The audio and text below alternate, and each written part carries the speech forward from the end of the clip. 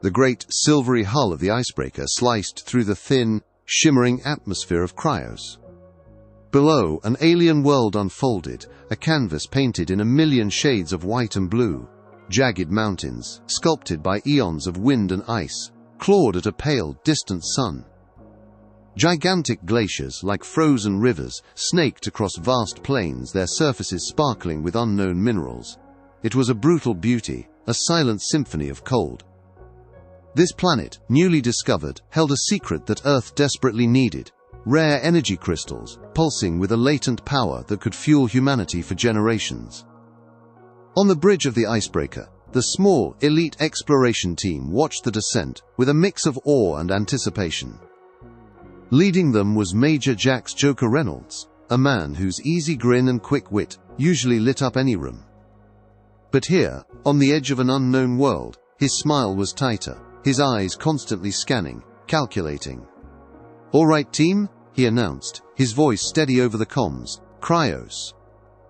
Looks like a postcard from a freezer, doesn't it?" A few chuckles rippled through the comms, a small release of tension. Joker's knack for light-hearted remarks in serious moments was both a comfort and a slight annoyance to his crew.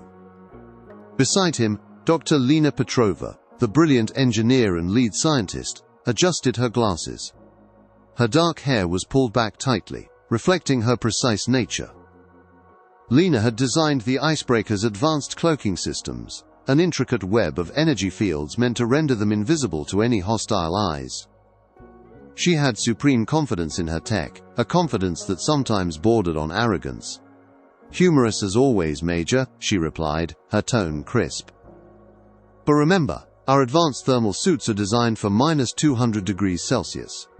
We'll be quite comfortable." Her suit, a pristine white, seemed to hum with contained warmth. Dr. Ben Carter, the mission's astrophysicist turned xenobiologist, stood a little apart, his gaze lost in the swirling blues and whites outside.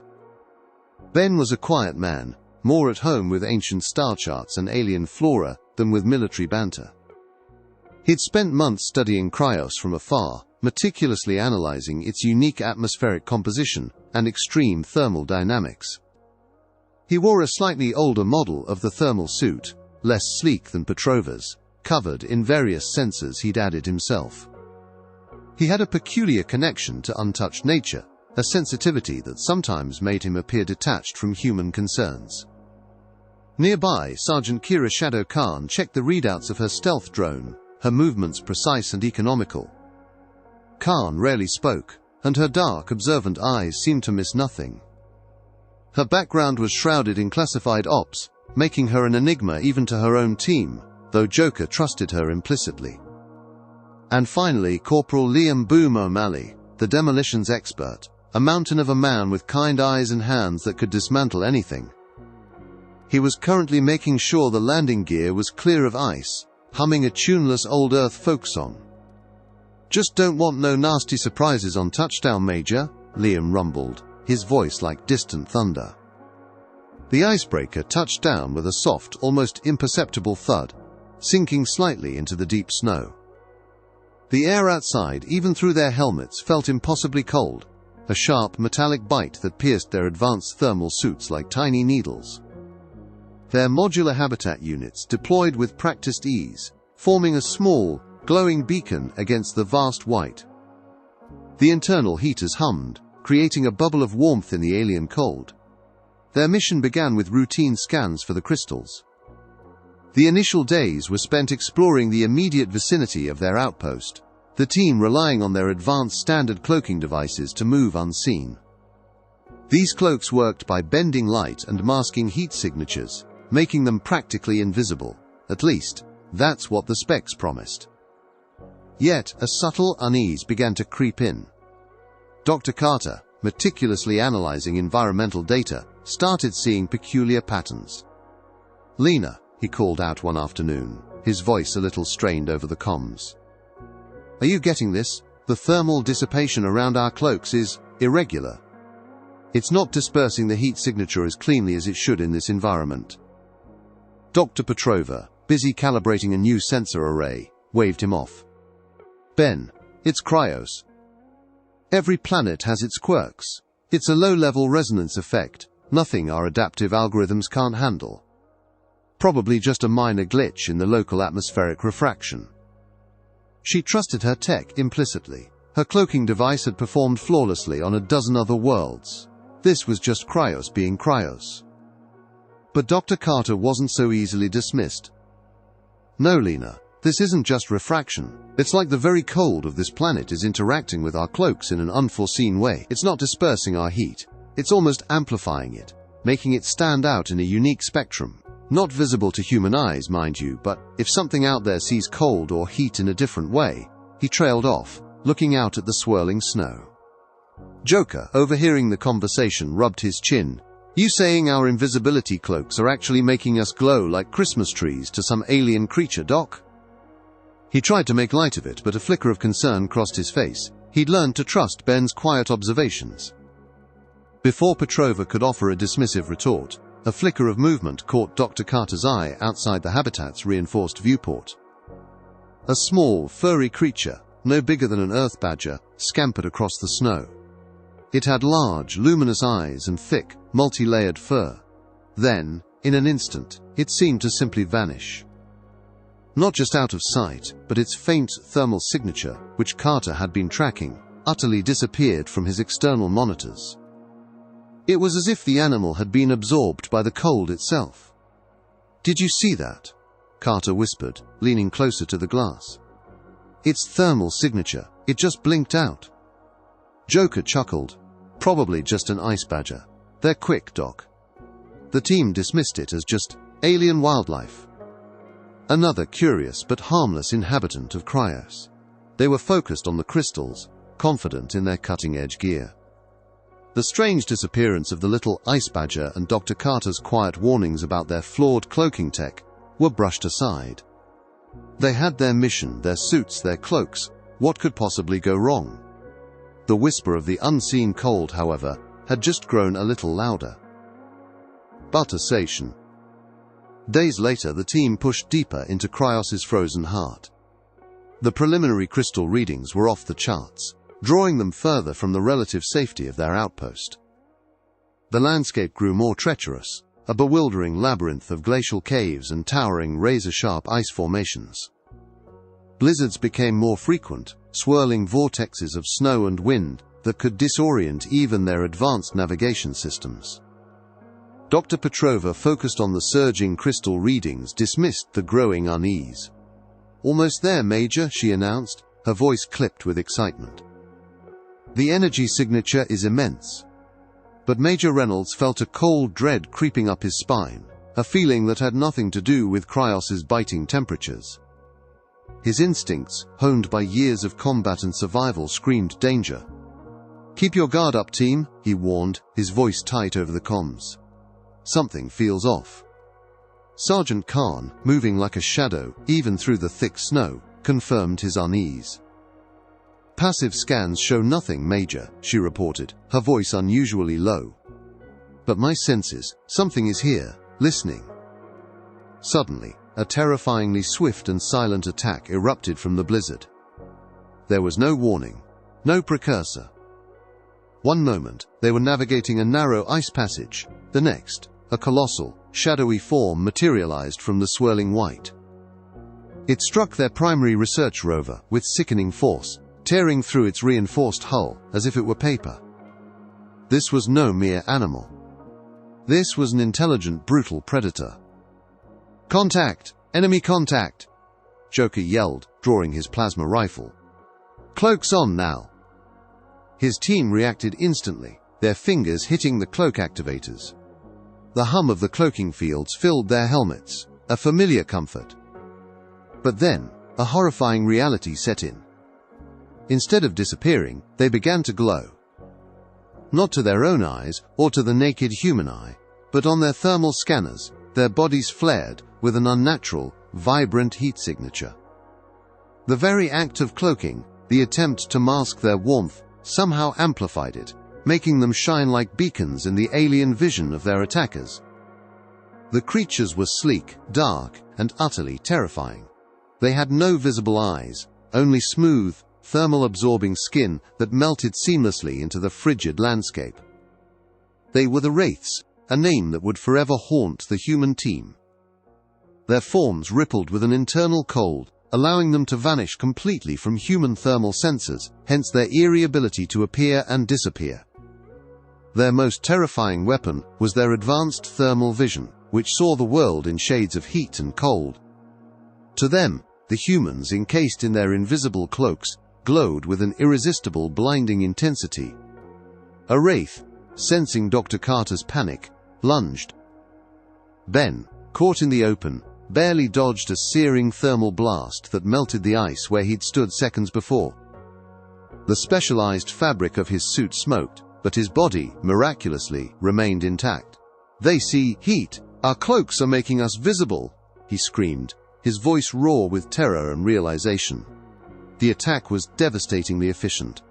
Another Wraith tore into their crystal-gathering equipment, shredding the delicate machinery. Their long-range communication relay, their only link to the icebreaker, crackled once, then went dead as a Wraith slammed its crushing claw onto it. They were isolated. Joker barked orders, his voice now a desperate roar. "Fall back! Retreat! Lay down, suppressing fire!" He emptied his plasma rifle, the blue bolts momentarily pushing the Wraiths back, but they moved with chilling speed, too many, too relentless. They scrambled back towards the relative safety of their outpost, a desperate scramble through the snow. Liam O'Malley, despite his bulk, moved surprisingly fast, helping a stunned technician. Sergeant Khan, covering their rear, laid down a smokescreen, but it was useless against an enemy that saw only heat. The chilling image of their own glowing forms against the Wraith's heat-seeking eyes was seared into their minds. This was no mere exploration, it was a high-stakes struggle for survival against an unseen, unrelenting enemy that had just rendered their most advanced technology utterly useless. They burst into the outpost, sealing the hatches just as the Wraiths slammed against the reinforced walls.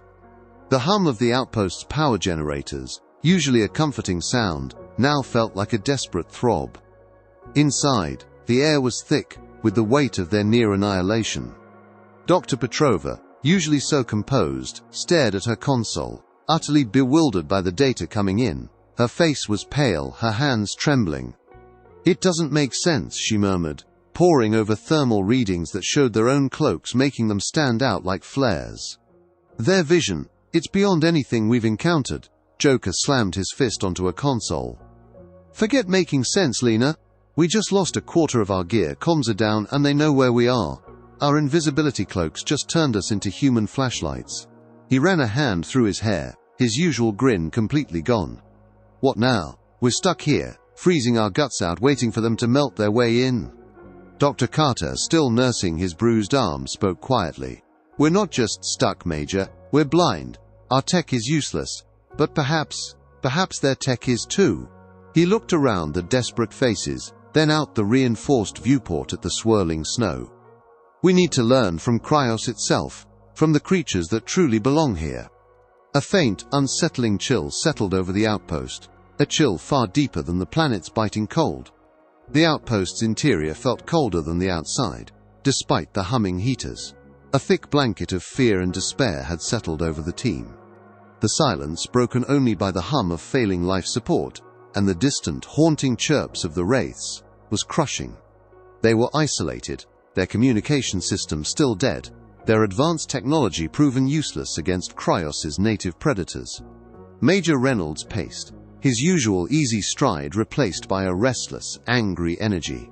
"So what, Lena?" he muttered, looking at Dr. Petrova. "Do we just sit here and wait for them to finish melting through the hull? Our cutting-edge tech just got us a one-way ticket to a frozen grave." Dr. Petrova, usually so quick with a retort, remained silent, her face a mask of profound disappointment. Her brilliant mind, accustomed to solving complex engineering problems with elegant solutions, was stumped. She had poured years of her life into those cloaking devices, believing them to be the pinnacle of stealth technology. To see them not only fail but actively betray them was a bitter pill. She felt a deep, almost personal sense of betrayal from her own creations. She ran a hand through her hair, frustration coiling in her gut. "There has to be a way," she whispered, more to herself than to anyone else. "Something we're missing." Amidst the growing despair, Dr. Ben Carter remained focused, his quiet intensity a stark contrast to the others' panic. While the rest of the team huddled for warmth or checked weapon diagnostics, Ben was glued to the reinforced viewport, observing. His eyes, usually trained on distant galaxies, were now fixed on the immediate hostile environment of Cryos. He noticed movement in the swirling blizzard outside. It was one of the small, furry creatures he'd seen before, the cryo-hunters. This time, however, it seemed injured, limping slightly as it sought shelter behind an ice ridge. "Look," Ben murmured, drawing Petrova's attention. "It's one of those cryo-hunters. See how it moves? And look at its fur." As he zoomed the external camera, they saw it. The creature's thick fur seemed to almost ripple, changing texture subtly as it moved, and its thermal signature remained stubbornly invisible, even as it settled down to rest, a stark contrast to the human glow. It wasn't just hiding, it was blending with the cold itself. "That's it!" Ben exclaimed, a rare burst of excitement in his voice. "Lena, it's not about making ourselves invisible to light. It's about making ourselves cold to their vision. The cryo-hunters aren't reflecting heat. They're absorbing the ambient cold around them, becoming part of the environment's thermal signature. Their fur, their biology, that's the key." Dr. Petrova, initially skeptical of such a primitive approach, slowly began to see the logic. Her sophisticated engineering mind, humbled by its earlier failure, was now open to unconventional solutions. "Reverse heatsink," she mused, a flicker of her old brilliance returning to her eyes. "Instead of radiating heat, they're attracting cold. Incredible." Their desperate scientific quest began. They couldn't capture a cryo-hunter. They were too fast, too elusive, and it was unethical. But Dr. Carter, with his keen naturalist's eye, had noticed shed clumps of their unique, fine fur clinging to the sharp edges of ice formations, left behind by the passing blizzards. "It's like finding shed snakeskin," he explained to Liam O'Malley, who looked utterly perplexed. "Nature's discards can be a treasure." Collecting the shed fur was a perilous task. Sergeant Khan, wrapped in a standard cloak that made her a visible target, had to rely on her raw stealth skills, moving silently through the blizzard, using ice ridges for cover. Joker provided overwatch from the outpost, his plasma rifle ready. Liam O'Malley, with his brute strength, helped pry off frozen clumps of fur from the ice. They returned to the outpost with small, precious handfuls of the strange, translucent fur. Back in the outpost's makeshift lab, Petrova and Carter worked tirelessly. They set up a micro-analysis station, examining the fur under powerful microscopes. The structure was astonishing, a multi-layered matrix of hollow fibers, each designed to trap air and, more importantly, to interact with specific biochemicals. "It's like a tiny, organic thermal battery," Petrova marveled. The next challenge was replicating the biochemical component. They had no idea what organic compounds the cryo-hunter's skin produced. "We have limited resources, Lena," Ben reminded her. "No fancy alien biology lab here. Just us, and what we brought. Then we improvise," Petrova declared, her determination burning. They began a series of frantic, often comical, experiments. They tried everything they had. Industrial lubricants from the damaged rover, various medical salves from their first aid kits, even the natural oils secreted from their own skin, hoping to find a compound that could mimic the cryo-hunter's unique effect. Liam O'Malley, despite his gruff exterior, found a strange amusement in their scientific antics. "Doc, you sure you ain't just gonna make us smell like old motor oil?" he rumbled, watching Petrova mix a concoction that resembled grey sludge. In one failed test, Joker, volunteering as a test subject, ended up wearing a patch of fur that, instead of masking his heat, made him glow a violent shade of magenta on the thermal scanner. "Well, at least I'll be easy to spot at the alien disco," he quipped, trying to lighten the mood, though a shiver of fear ran through him. Another attempt resulted in a pungent odor that made everyone gag. After countless failures, endless hours of trial and error, and the consumption of most of their available lubricants, Dr. Petrova finally had a breakthrough. She combined a specific type of synthetic lubricant, used for high-precision rover gears, with a trace amount of a common antiseptic solution. When applied to the cryo-hunter fur, the chemical reaction was immediate and profound. The fur shifted, a subtle darkening, and a faint, almost imperceptible hum emanated from it. "Test it," Petrova said, her voice tight with anticipation, offering a small, fur-covered patch to Major Reynolds. Joker, his heart pounding, pressed the patch against his thermal suit. Dr. Carter activated the scavenged Wraith thermal scanner. On the screen, where Joker's heat signature should have been, there was nothing. Only the ambient, frigid blue of Cryos. A stunned silence fell over the lab. Then, a collective gasp. "It worked," Sergeant Khan whispered, her voice barely audible, a rare display of emotion. Liam O'Malley let out a whoop, startling everyone. "Boom! I knew it. Basic stuff always wins." The feeling of triumph was immense, overwhelming the days of fear and despair. They had fashioned primitive thermal cloaks from the very fabric of the alien planet, using ingenuity and natural observation. The cloaks were crude, bulky and itchy when worn over their thermal suits, smelling faintly of machine grease and antiseptic. They were uncomfortable, but they offered something priceless: invisibility from the Wraiths.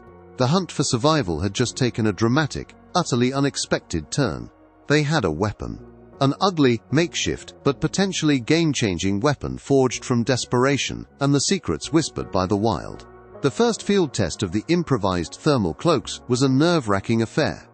Major Reynolds, now clad in the bulky, fur-lined garment that smelled faintly of lubricants and antiseptic, felt ridiculous, but determined.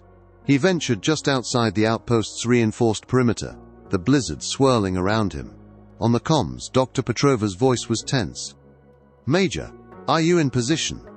"In position, Lena," he replied, trying to keep his voice steady.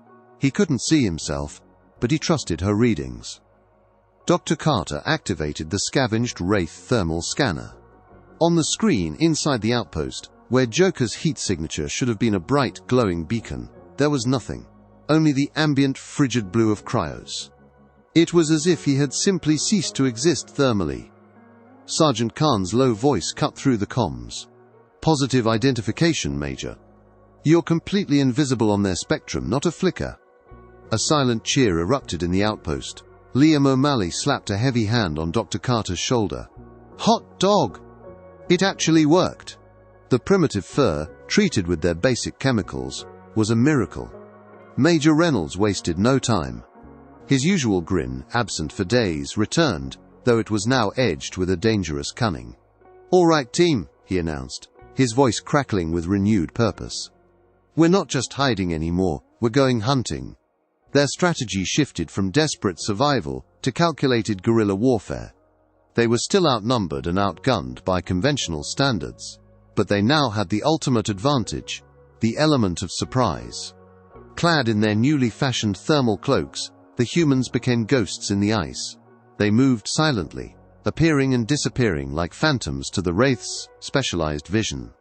Their tactics were simple yet devastatingly effective: hit-and-run attacks. They didn't engage in prolonged combat. Their goal was disruption, demoralization, and chaos. Their first target, a known Wraith patrol route that passed dangerously close to the outpost. Shadow Khan, a master of stealth, led the way, her fur cloak blending her perfectly with the swirling snow. She moved with an almost unnatural grace, slipping past jagged ice formations. Joker followed, his bulk surprisingly silent in the deep powder.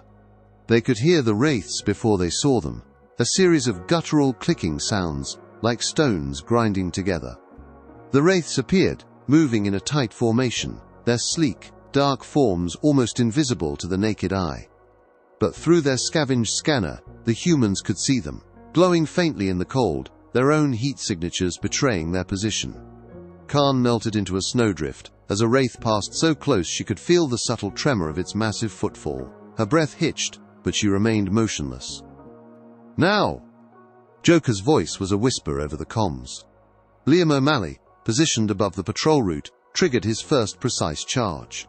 Not an explosive to kill, but one to disorient. A flashbang designed to emit a sudden, intense burst of heat and sound. The small detonation ripped through the quiet. The Wraiths, their thermal vision temporarily blinded by the sudden burst of heat, recoiled. Their guttural clicks turned into panicked chirps. Before they could recover, Khan and Joker melted out of their hidden positions. They weren't there to fight. Instead, they moved like blurs, planting small, high-yield charges on the Wraith's communication relays and melting a cached supply of alien energy cells. These subtle attacks were designed to cause maximum frustration with minimal, direct confrontation. Then, as quickly as they appeared, they vanished back into the swirling snow, leaving the Wraiths confused and enraged. The Wraiths roared, a sound like grinding ice, as they realized what had happened. Their high-tech sensors, which had easily detected human heat signatures before, now picked up nothing. Their patrols reported strange occurrences, damaged equipment, vanished supplies, and the chilling feeling of being watched by an unseen enemy. They began to call the humans ghosts or phantoms, their once supreme confidence rapidly eroding into frustration and fear. Their generals, accustomed to easy dominance, now raged in confusion, unable to understand how a primitive race could evade their superior technology. "Ha! Did you see that one's light patterns?" Joker chuckled back at the outpost, watching the Wraith's frustrated movements on the scanner. He looked like he was trying to argue with a snowflake. Dr. Petrova, despite the lingering fear, found a genuine smile spreading across her face. The raw, desperate ingenuity was actually working, but the Wraiths weren't entirely mindless. Their confusion soon morphed into a desperate search.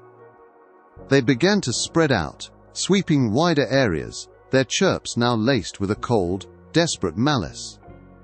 During one particularly daring mission to sabotage a Wraith staging area, Liam O'Malley almost had a close call. He had planted his charges on a Wraith fuel depot when a patrol unexpectedly diverted. He found himself trapped between two large ice formations, a Wraith patrol closing in, its thermal vision sweeping the area. His heart hammered against his ribs. "Boom, status!" Joker's voice was urgent in his ear. "Got a problem, Major? They're on me," Liam whispered, trying to press himself deeper into the ice. Sergeant Khan, observing from a higher ridge, spotted his predicament. "Hang on, Boom, I'm going to create a diversion." With incredible speed, she lobbed a specially designed thermal flare far to Liam's left, mimicking a human's heat signature. The Wraiths immediately diverted, drawn to the false heat. Liam, seizing the moment, detonated his charges and melted back into the blizzard, his massive frame surprisingly quick.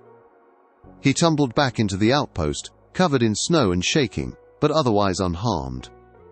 "Close one, big guy," Joker said, clapping him on the back. "Next time, try not to get so cozy with the locals." Liam just grunted, wiping snow from his face, but a spark of pride was in his eyes. He had faced down death, and won. Slowly but surely, the hunt began to turn. The humans were no longer merely evading, they were actively hunting the Wraiths, studying their patrol routes, anticipating their frustrated movements, and exploiting their reliance on thermal vision. They were not just surviving, they were thriving in the very conditions that were meant to be their tomb. Each successful raid, each vanished supply convoy, chipped away at the Wraiths' morale, forcing them to spread their forces thin, making them even more vulnerable. The thermal cloak, a crude yet brilliant testament to human adaptability, was transforming the balance of power on Kryos, turning hunters into the hunted. The final confrontation was inevitable, but this time, the humans would be setting the terms. The Wraiths, driven to desperation by the elusive human ghosts, finally abandoned their scattered patrols. Their leadership, humiliated and enraged by the constant, unexplainable disappearances of their resources and the psychological warfare waged against them, decided to end it. They initiated a full-scale final assault. Their plan was brutally simple. They would converge on the human outpost from all sides, creating an inescapable net, intending to overwhelm and destroy the humans once and for all. This was no longer a hunt. It was a desperate, all-out war to eradicate an irritating, unseen threat. The ground around the outpost began to tremble with the distant thud of thousands of Wraith feet. The human team, however, was ready. Dr. Petrova and Dr. Carter, anticipating this desperate move, had spent weeks mapping Kryos's hidden geothermal activity and unstable ice formations. Their objective was audacious: to create a grand thermal decoy and an environmental trap that would turn the Wraith's own thermal vision against them. They identified a massive ice canyon, prone to tremors and filled with volatile gases released from natural geothermal vents, as their ultimate battleground. This canyon was known for its sudden, unpredictable shifts in temperature due to the planet's internal heat. "This is it," Major Reynolds announced, his voice grim but resolute, as they stood at the canyon's edge. "Our last stand. We play by their rules, but we'll use their weaknesses." Liam O'Malley, his hands steady despite the enormity of the task, began planting precision charges along the canyon walls. These weren't designed for massive destruction, but to trigger controlled rockfalls and ice avalanches, funneling the Wraiths exactly where they wanted them. "Just like building a giant alien mousetrap, eh, Major?" he grunted, a small smile playing on his lips, his usual cheerfulness, a strange comfort in the face of impending doom. Sergeant Khan, moving with silent efficiency, set up the thermal decoy network. She placed small, heated chemical packets and repurposed Starfarer energy cells at strategic points throughout the canyon. These devices were programmed to mimic multiple human thermal signatures, leading the unsuspecting Wraiths deeper into the heart of the canyon, straight into their doom. Each placement was precise, a deadly whisper in the thermal spectrum.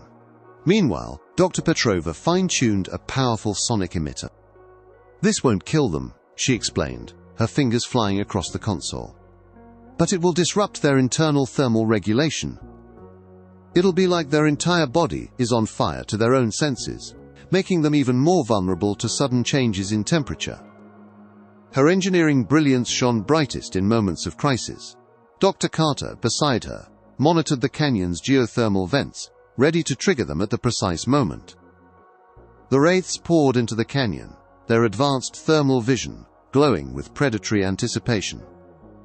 Their chirps and clicks echoed through the icy chasms, confident of their imminent victory.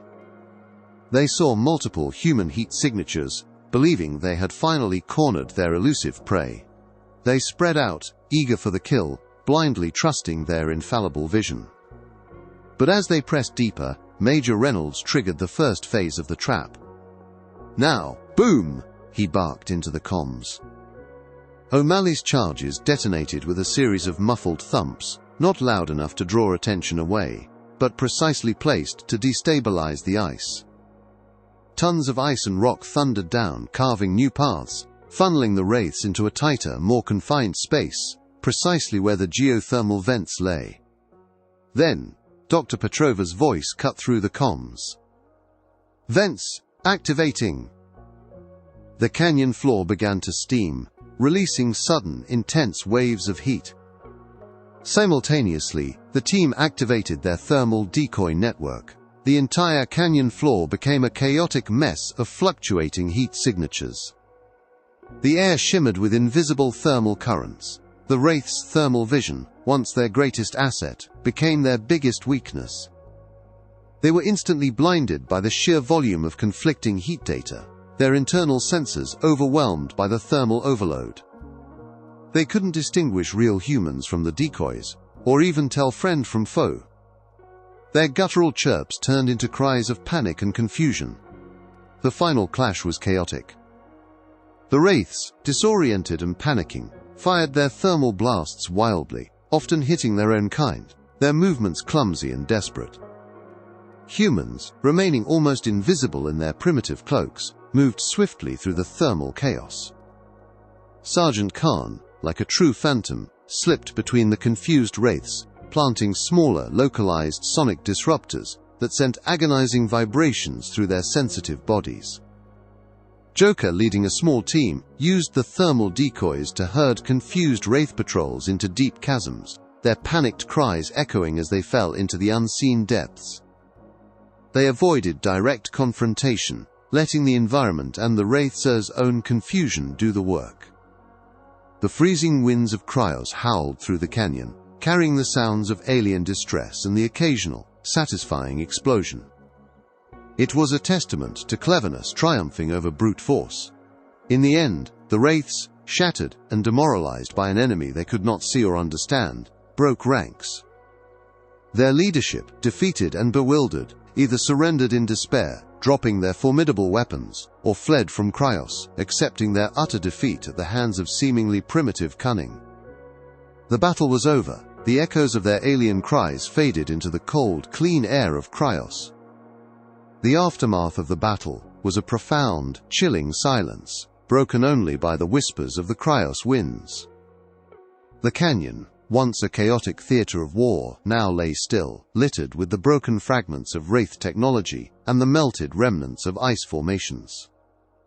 The human team, exhausted but victorious, stood amidst it all, their crude fur cloaks, a stark contrast to the sophisticated weaponry they still clutched.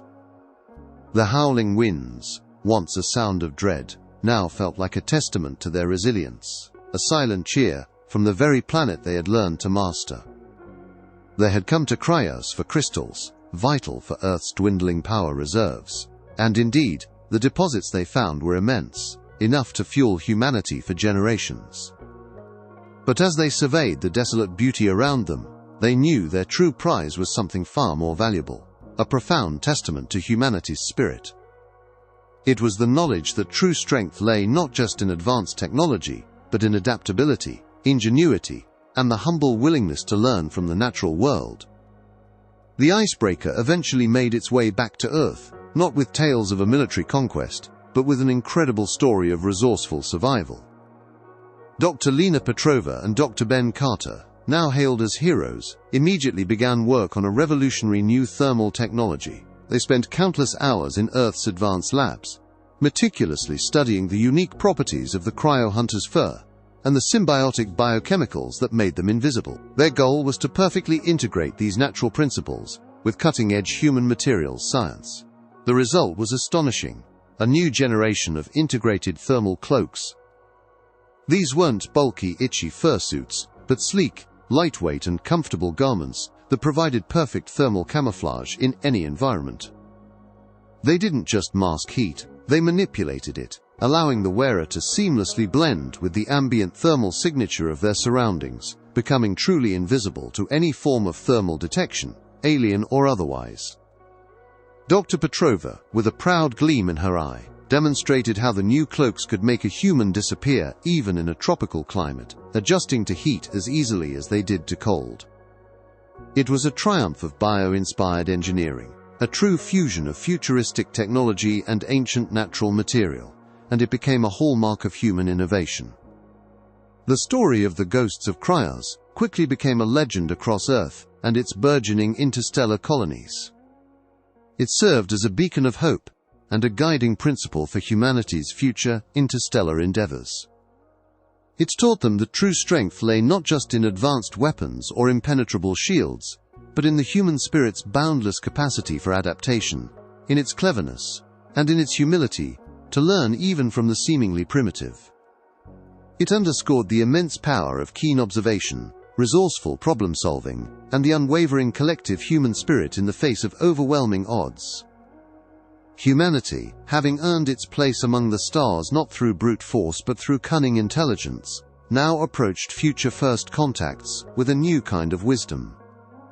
They understood that every planet, every species, held unique lessons, often hidden in plain sight.